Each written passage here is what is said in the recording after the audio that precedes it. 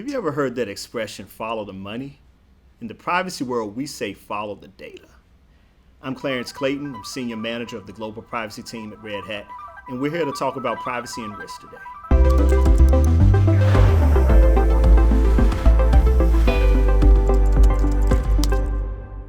So there are numerous types of risks that you have to assess. There is obviously privacy risk, security risk, financial risk, legal risk, reputational risk, business risk, supplier risk. The list goes on and on and on. I could probably, keep going and count the alphabet. When I think about data privacy, security, and risk, there's this Venn diagram going on, a lot of intersections and interplay between those different concepts. So you have privacy, the types of information and data that we're processing about individuals.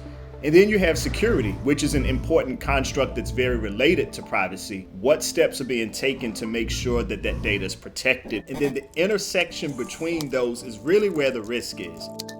I so wish that I had a privacy or risk antenna that would go off when things were happening in the company that I don't know about. But I don't have that antenna. But what I do have is a survey, a questionnaire, a checklist that people can fill out those details. They can send it to me and my team. And then the antenna does go off because we have something to react to. Here's a metaphor that I like to use when I explain risk to people. You go to the doctor, and when you get to the doctor, you're usually handed this clipboard because you didn't fill it out online before. You're handed this clipboard and they say, tell us how you are feeling today, what's your medical history, what medications are you taking.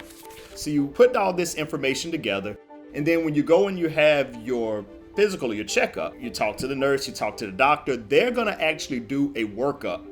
And out of that is going to, come a report that says, these are the things that you need to do to maintain your health or improve your health. Privacy and risk in general very much work the same way.